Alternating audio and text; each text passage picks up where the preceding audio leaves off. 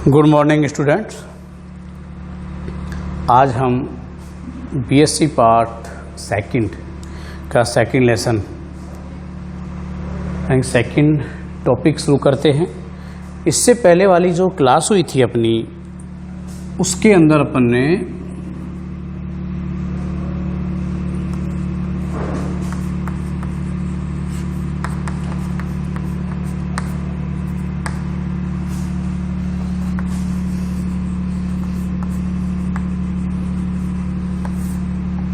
Ascent of सेप के बारे में आपको जानकारी दी थी और एसेंट ऑफ सेप क्या होता है, साथ ही कौन से ऐसे मार्ग हैं जिसके द्वारा यह क्रिया संपन्न होती है, इसके बारे में अपन ने बताया था।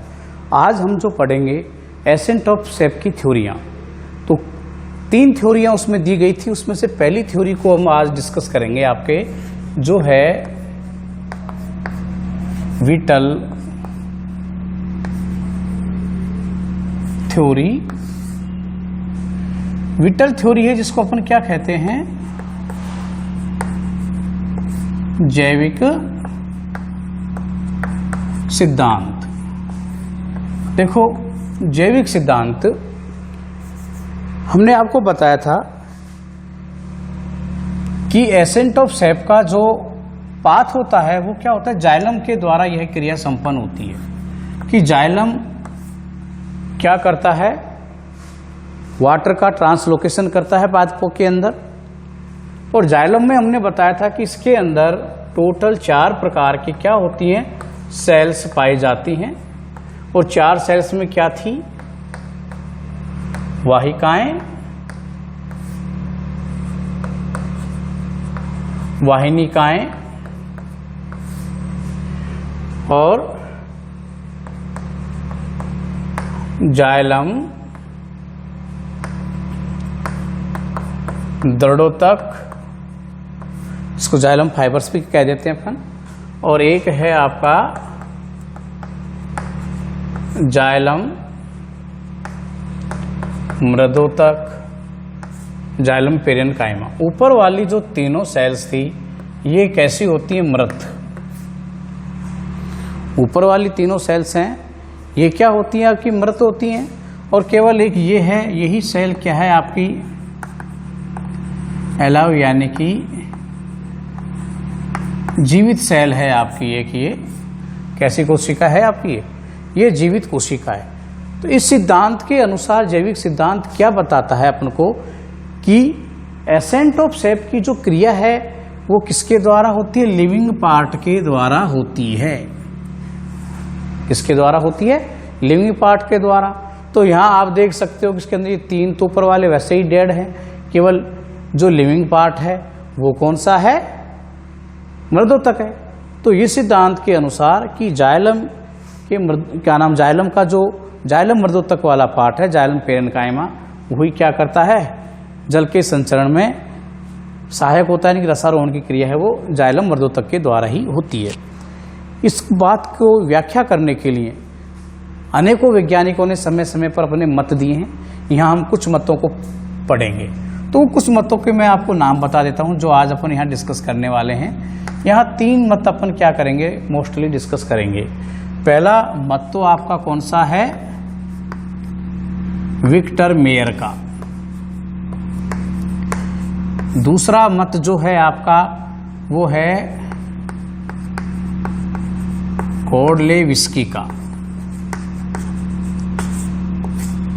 और तीसरा मत जो है वो है सर जेसी बोस का। 3 मत हैं 3 वैज्ञानिकों के। इनके बारे में कौन से मत दिए और क्या इन्होंने बताया। सबसे पहले बात करते हैं विक्टर मेयर का मत। सिंपल सा है, इसमें कोई ज़्यादा वो नहीं है। इनके अकॉर्डिंग क्या था कि जो आपका जल है इसका पादपों में संचरण कौन करता है, जाइलम पेरेन काइमा कौन करता है? जाइलम पेरेन काइमा जल संचरण में सहायक होता है और वाहिकाएं व वाहिनिकाएं ये जो दोनों हैं आपके, ये क्या करते हैं? जल संग्रह का कार्य करते हैं। ये दोनों क्या करते हैं? केवल जल संग्रह का कार्य करने का काम तो इनका होता है और जल के संचरण का काम किसका होता है? जाइलम पेरेन काइमा का होता है। यह है बात किसने बताई? विक्टर मेयर ने बताई थी। तो इनका तो केवल इतना ही योगदान था जो इन्होंने बताया था। मेन ये दो सिद्धांत हैं जिनको अपन अब देखते हैं।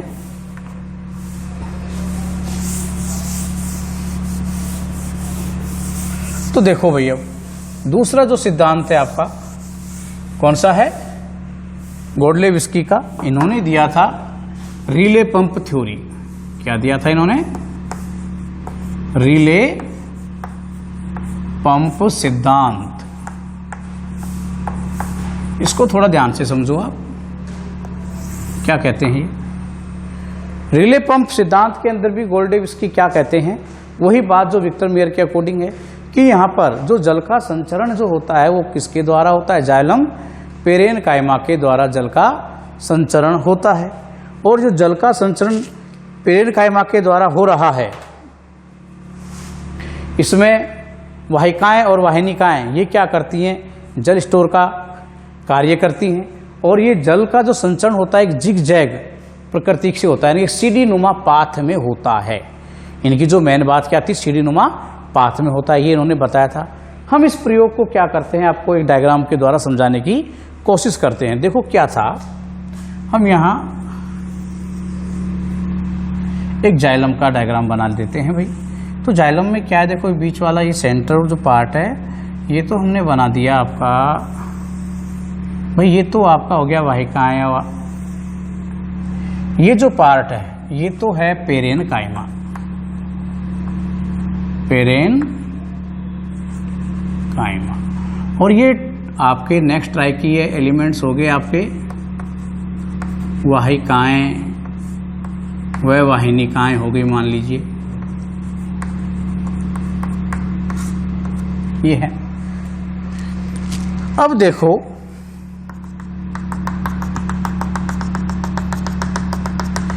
क्या कहते हैं गोल्डेविस्की कि जो ये आपके वाहिकाएं वाहिनिकाएं, इनके अंदर तो क्या होता है? आपका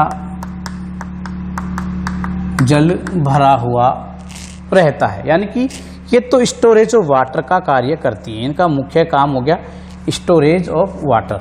साथ में ये जो पार्ट है आपका, इसके समीपस्थ जो कोशिकाएं पाई जाती हैं वो होती हैं पेरेन काइमा।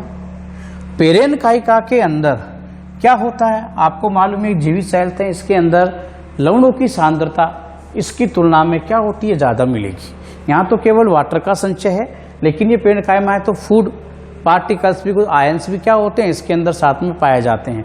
तो यहाँ क्या है आपका, शुरुआत के अंदर अगर अपन देखते हैं तो इस एरिया में पेरेन काइमा वाले पार्ट के अंदर क्या होता है भाई? आयनों की सांद्रता के कारण, या आपके कह सकते हो रिजर्व इसके अंदर फूड की वजह से इस एरिया के अंदर ओपी का मान क्या होता है? ज़्यादा होता है। तो यहाँ पर जो ओपी होता है वो क्या होता है? हाई होता है आपका। ओपी का मतलब हो गया आपका ऑस्मेटिक प्रेशर। ऑस्मेटिक प्रेशर यानी परासरणी दाब जो है वो इस एरिया की तुलना में यहाँ ज़्यादा होता है। हम जानते हैं कि जहाँ पर लवणों की सांद्रता ज़्यादा होती है उसी एरिया के अंदर क्या होगा? परासरण दाब का मान ज़्यादा होगा। तो यहाँ लवणों की सांद्रता ज़्यादा है वनस्पति इस एरिया के। अब लवणों की सांद्रता यहाँ ज़्यादा है तो परासरण की क्रिया के द्वारा हम जानते हैं कि इस एरिया के अंदर क्या होगा? यहाँ से जल निकल के क्या आएगा? बाहर आएगा। तो इसमें से क्या होता है? आपका जो जल है वो क्या आ जाएगा भाई? इधर की ओर ये संचरण कर जाएगा। तो ये जल था वो क्या कर गया? इधर पेरेन काइमा सेल्स की, और ये आपका जल क्या हो गया? ये इस प्रकार से यहाँ पर ये फ्लो कर गया। वजह क्या थी? हाई ओपी की वजह से। जब यहाँ जल आ जाता है, इधर जब आएगा तो स्वाभाविक है इस एरिया के अंदर क्या होगा, जब जल की मात्रा आएगी तो अब क्या हो जाएगा, ये इसकी तुलना में आने पर ये डाइल्यूट होगा, है ना। तो यहाँ पर सांद्रता क्या हो जाएगी, कम होगी या नहीं होगी, तो यहाँ पर सांद्रता कम हो जाएगी। साथ ही इस समय इस पर यहाँ पर क्या होता है, वायुमंडलीय दाब यहाँ पर एक लगता है। क्या लगेगा, वायुमंडलीय दाब, एटमॉस्फेरिक प्रेशर, वायुमंडलीय दाब लगा। इस वायुमंडलीय दाब के कारण जो जल है वो क्या हुआ, थोड़ा ऊपर की ओर क्या होता है, इसमें बढ़ता है। जस्ट उसी समय देखो आप क्या होगा, इस बेल्ट के अंदर जो ये पार्ट है, इस पार्ट में क्या होगा, जब जल यहाँ चला जाएगा तो यहाँ जल की मात्रा में थोड़ी कमी हुई तो जल की मात्रा में कमी हो जाएगा, तो यहाँ का ओपी का मान इसकी तुलना में क्या हो जाएगा, आपका अब अधिक हो जाएगा, क्योंकि जल यहाँ ज़्यादा चला गया तो इसमें कम हो गया, इधर कम हो गया, तो यहाँ ओपी का मान क्या हो गया, यहाँ थोड़ा ज़्यादा हो गया। फिर यहाँ ज़्यादा हो जाएगा, जल यहाँ बढ़ जाएगा तो यहाँ पर ओपी का मान कम हो जाएगा। फिर यहाँ पर वही एटमॉस्फेरिक प्रेशर एपी की वजह से ज़्यादा हुआ, तो ये क्या होती है, इस प्रकार से एक जिग जैग या एक सीढ़ी नुमा पाथ के अंदर जल जो है आपका क्या होगा, ऊपर की ओर चढ़ता जाता है। तो किस में गया, ये सीढ़ी नुमा पाथ से क्या होगा, जल का संचरण होता है। इस प्रकार से जल का क्या होगा, ये संचरण ऊपर की ओर आपका क्या होता है, कंटिन्यू होता रहता है आपका। ये इस प्रकार से जो जल है एक सीढ़ी नुमा पाथ में यहाँ पर होकर ये ऊपर की ओर क्या होगा, ये चढ़ता रहता है। लेकिन ये सिद्धांत भी क्या हो गया, आपका फेल हो गया। उसके पीछे काफ़ी वजह रही हैं। एक वजह तो ये कि यहाँ पर जो बता रहे हैं एपी की वजह से ऊपर चढ़ रहा है, ये इतना ज़्यादा प्रेशर नहीं होता कि ऊंचे से ऊंचे पादपों के अंदर अपन इसको इस क्रिया के द्वारा क्या कर सकें, पहुंचा सकें, तो ये आपका नहीं होता है। दूसरा, कुछ विष पदार्थ अगर हम इसके अंदर डाल दें, तो विष पदार्थ डालेंगे तो स्वाभाविक है पेनकाइमा वाला जो पार्ट है वो क्या हो जाएगा, डेड हो जाएगा। तो भी ये क्रिया क्या होती है, निरंतर आपकी चलती रहती है, तो संभव नहीं है कि इनसे ये क्रिया हो सके। तो ये सिद्धांत भी आपका फेल हो गया। इसके बाद में नेक्स्ट तो सिद्धांत दिया गया था सर जेसी बोस के द्वारा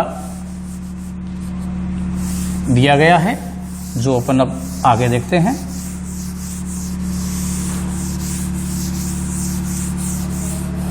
देखो अगला जो सिद्धांत है अपना वो दिया गया है किसके द्वारा, सर जेसी बोस के द्वारा। इनके द्वारा जो सिद्धांत दिया गया है वो भी यही बात को सिद्ध करता है कि रसारोहण की जो क्रिया है वो किसके द्वारा संपन्न होती है, बोलो, वो संपन्न हो रही है जीवित कोशिका यानी कि जाइलम पेरेन्काइमा के द्वारा। लेकिन ये भी फेल हुआ। कैसे हुआ वो हम देखते हैं इसको। इनने जो प्रयोग किया उस प्रयोग के आधार पर इन्होंने क्या बताया था, देखिए इनके प्रयोग की कुछ मुख्य बातें अपन यहाँ पर पहले आपको लिख देते हैं। नंबर 1 बात, इनका जो प्रयोग किया गया था, जो पादप इन्होंने काम में लिया इस प्रयोग के लिए वो था इंडियन टेलीग्राफ। इंडियन टेलीग्राफ याद रखने की बातें हैं भाई। ये भी आपको मैंने बताया था कि छोटे क्वेश्चन जो आते हैं आपके उनमें पूछ लिया जाता है। इंडियन टेलीग्राफ, डेस्मोडियम गायरेंस, डेस्मोडियम गायरेंस इसको अपन कहते हैं।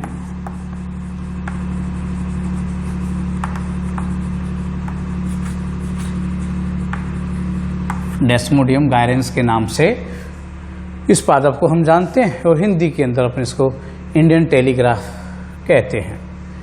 क्या था इनकी प्रयोग की व्यवस्था देखो क्या इन्होंने बताया। इन्होंने क्या किया, एक पादप को लिया, जैसे गमले में लगा हुआ हम एक पादप यहां पर ले लेते हैं आपका,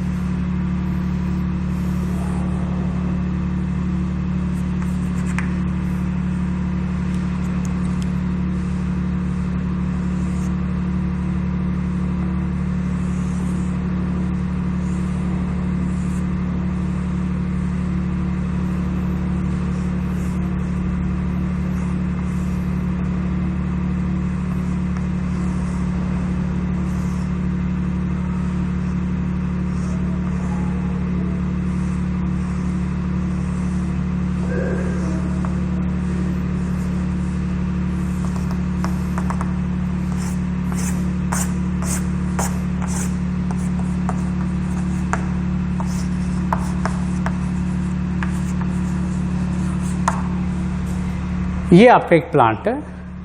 इस प्लांट को एक उपकरण इन्होंने बनाया था जिसके अंदर क्या था, एक ये तो पावर था, इसके अंदर इन्होंने क्या किया कि इसका जो एक सिरा था उस एक सिरे को तो इन्होंने एक पत्ती के साथ में यहाँ पर अटैच कर दिया। एक एरिया तो किसके साथ में, एक सिरा तो किसके साथ में जोड़ा है, लीफ के साथ में। दूसरे सिरे पे इन्होंने क्या किया, एक गैल्वेनोमीटर लगाया,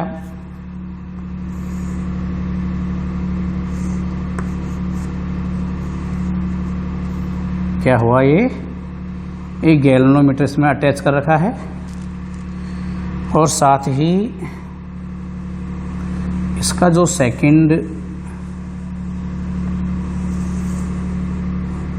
सिरा है उसको एक नीडल के द्वारा अटैच कर रखा है।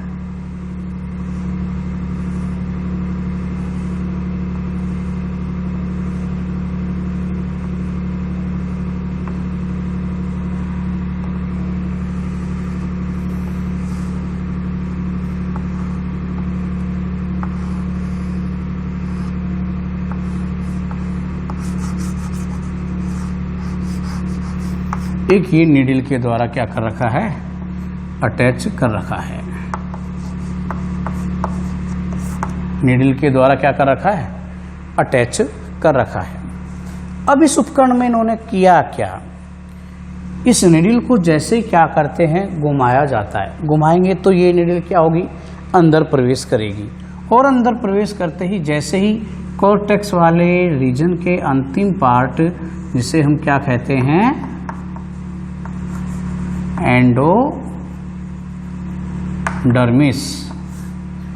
एंडोडर्मिस वाले पार्ट को जाकर ये छूती है, एंडोडर्मिस वाले पार्ट को छूती है। तो छूते ही हम क्या देखते हैं कि जो आपका ये गैल्वेनोमीटर है इसके अंदर क्या आते हैं, विक्षेप आना शुरू हो जाता है। क्या आएगा, विक्षेप आता है। विक्षेप से मतलब क्या होता है, इस सुई के अंदर इसकी ये पोजीशन, फिर ये इस प्रकार से इसके अंदर क्या होते हैं, स्पंदन लाइक क्या स्पंदन होते हैं। तो ये स्पंदन होते हैं, इसीलिए इन्होंने इस सिद्धांत को हम किसके नाम जानते हैं, रिफ्लेक्शन थ्योरी या स्पंदन थ्योरी के नाम से भी अपने इसको जानते हैं। स्पंदन सिद्धांत, इसको रिफ्लेक्शन थ्योरी के नाम से हम जानते हैं। और ये रिफ्लेक्शन जो थ्योरी है किस प्रकार से बताइए, जिस प्रकार से मनुष्य के हार्ट के अंदर क्या होते हैं, संकुचन होते हैं, एक बार सिकुड़ता है, एक बार क्या होता है, फैलता है। सिकुड़ने और फैलने से यानी इस स्पंदन से जो कि क्या होते हैं, क्रमिक रूप से होते हैं, उनके द्वारा क्या होता है, ब्लड पूरी बॉडी के अंदर क्या होता है, सर्कुलेट होता है।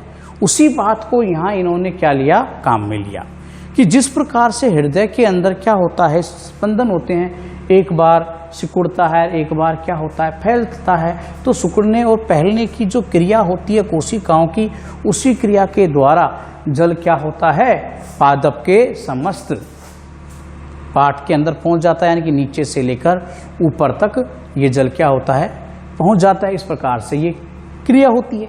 तो यहाँ भी यही बात देखने को मिल रही है। जैसे क्या होगा, ये जो निडल है अंदर कहाँ जाती है, एंडोडर्मिस वाले पार्ट से टकराती है, इन कोशिकाओं के अंदर जाती है। जाते क्या होगा, यहाँ पर स्पंदन होना शुरू होते हैं। एक बार क्या स्पंदन भाई हुआ, फिर जैसे हमने इसको हटाया फिर थोड़ा करते हैं तो क्या होगा, एक स्पंदन कम ज़्यादा इस प्रकार की क्रिया यहाँ पर हो रही है। तो ये हो क्यों रही है, उसकी वजह उन्होंने यही बताया कि जिस प्रकार से क्या होता है, जल कोशिकाओं में भरता है और कोशिकाएं क्या होती हैं, फैलती हैं, तो क्या होगा, इसके अंदर विक्षेप आता है। और जैसे ही ये जल क्या होगा, ये कोशिकाएं सिकुड़ेंगी, ऊपर चला जाएगा, तो इसके अंदर क्या होगा, ये स्पंदन वापस लो एरिया में आ जाएगी, फिर ये बढ़ जाएगा। फिर तो इस प्रकार से क्या होता है, इसके अंदर स्पंदन ये कंटिन्यू चलते रहते हैं और सिकुड़ने और फैलने से जल जो है क्या होता है, ऊपर की कोशिकाओं के अंदर धकेल दिया जाता है। इस प्रकार से क्या होगा, जल जो नीचे से ऊपर की ओर जाता है। तो ये क्रिया आपका स्पंदन थ्योरी कहलाती है जेसी बोस की। लेकिन ये सिद्धांत भी फेल हो गया। इसका एक मोरिस नाम के वैज्ञानिक और थे, इनके साथ में कौन थे, मोरिस, इन्होंने इसका समर्थन किया था। केवल एक ये मोरिस ही हैं जो इन सिद्धांत इसका क्या समर्थन कर पाए, यानी कि इस प्रकार से उन्होंने भी इस क्रिया को देखा और अवलोकन किया। बाकी जो वैज्ञानिक आए उन्होंने इस प्रकार की घटना को क्या है, देख नहीं पाए। तो इसलिए ये सिद्धांत भी फेल हुआ। और साथ में हम जानते हैं, ऊपर पढ़ भी चुके हैं कि भाई ये जो आपका जल है वो क्या होता है, जाइलम के द्वारा संचारित हो रहा है, ना कि कॉर्टेक्स वाले रीजन एंडोडर्मिस के द्वारा हो रहा है। एंडोडर्मिस से होता ही नहीं है। तो ये भी बात भी गलत हो गई कि संभव ही नहीं है। तीसरा जो कारक हम पहले ही बता चुके हैं कि इन कोशिकाओं के अंदर यदि हम किसी विषयुक्त पदार्थ जैसे पिक्रिक एसिड है ना, मर्क्यूरी क्लोराइड है, इनको अगर क्या करें, इनके अंदर इसको डीप कर दें, तो क्या हो जाएगा, आपकी जो जीवित कोशिकाएं हैं, पेरेन्काइमा सेल्स है, वो खत्म हो जाएंगी। जब खत्म हो जाएंगी तो संभव ही नहीं है कि इसके अंदर जल जाएगा भाई, डेड सेल्स के अंदर ये तो फिर तो क्रिया इसमें तो होनी नहीं चाहिए। लेकिन जब भी ये क्रिया कंटिन्यू आपकी चलती रहती है, तो इन्हीं वजह से ये सिद्धांत आपका क्या हो गया, फेल हो गया। एक बार आप इसका स्क्रीनशॉट ले सकते हो। तो ये हुई आपकी कौन सी थ्योरी भाई, विटल थ्योरी के बारे में हमने आपको बता दिया। तो ये है विटल थ्योरी। नेक्स्ट टॉपिक हम जो लेते हैं इसका, वो लेंगे अब रूट प्रेशर थ्योरी, जिसे हम अगले लेक्चर में लेंगे। Thank you.